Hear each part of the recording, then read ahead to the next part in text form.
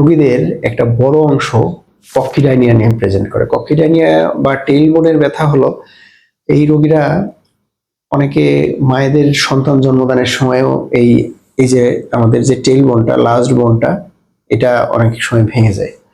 অনেকের উপর থেকে এসে নিচে বসে পড়ে, মানে কিংবা একটু উঁচু থেকে পড়ে গেছে, তারপরেই সে বলে যে আমার একদম শেষ মাথায় জাস্ট পায়খানা রাস্তার উপরে ওখানে তীব্র ব্যথা, রোগীরা বসতে পারে না, বসলে জ্বালা পোড়া করে, বসা থেকে উঠতে গেলে তীব্র ব্যথা হয়, এই ধরনের সিমটম নিয়ে প্রেজেন্ট করে। অনেকের এমন হয় যদি তীব্র হয়, সে পায়খানা করতে গেলেও পায়খানা যদি একটু তার কোষ্ঠকাঠিন্য হয়, সেক্ষেত্রেও দেখা যায় যে তার মলত্যাগ করতে গেলেও সে ধরনের মানে তীব্র ব্যথার কথা বলে যে আমার মলদ্বারের আশেপাশে প্রচন্ড ব্যথা হয়। সে ধরনের রোগীদের ক্ষেত্রে আমরা কক্সিডাইনিয়া যদি ক্লিনিক্যালি আমাদের মনে হয় যে রোগীর পরীক্ষা করে মনে হয় যে কক্সিডাইনিয়া, সেক্ষেত্রে আমরা রোগীদেরকে প্রথমে একটা এক্স-রে এবং এমআরআই করাই যে অন্য কোনো প্যাথোলজি আছে কিনা সেটা রুল আউট করার জন্য, এবং আমাদের কক্সিক্সের অবস্থা দেখে আমরা তারপরে তাকে সিদ্ধান্ত দিই যে এইটার পদ্ধতি, চিকিৎসা পদ্ধতি কেমন হতে পারে। ইনিশিয়ালি আমরা আমাদের রোগীদেরকে কিছু মুখে খাওয়ার ওষুধ দিয়ে ট্রাই করি যে মুখে খাওয়ার ওষুধ এই ওষুধগুলোতেই রোগী রেসপন্স করে কিনা। যদি রোগী রেসপন্স না করে, পরবর্তীতে মিনিমালি ইনভেসিভ অনেক আধুনিক চিকিৎসা কক্সিডাইনিয়ার আছে।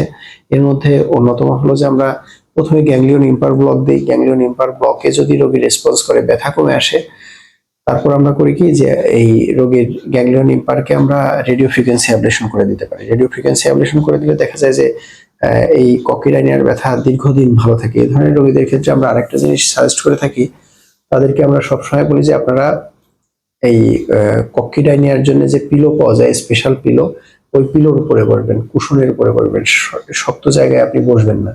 শক্ত জায়গায় বসলে যেটা হয়, এই কক্সিক্সটাতে আবার ট্রমা হয়, আবার আঘাত পায়, আবার ব্যথা হয়। কক্সিডাইনিয়ার ব্যথা যারা কোনোভাবেই ওষুধে কিংবা অন্যান্য চিকিৎসার মাধ্যমে কোনোভাবেই কক্সিডাইনিয়ার ব্যথা যাচ্ছে না, সে ধরনের রোগীদের ক্ষেত্রে কিন্তু কক্সিক্সের গ্যাংলিয়ন ইম্পারে আমরা ব্লক, তারপরে গ্যাংলিয়ন ইম্পারে স্টেরয়েড ইনজেকশন, এবং সর্বশেষ যদি না হয় গ্যাংলিয়ন ইম্পারে আমরা রেডিও ফ্রিকোয়েন্সি অ্যাবলেশন করে দীর্ঘদিন রোগীকে ব্যথামুক্ত রাখতে পারি। ধন্যবাদ।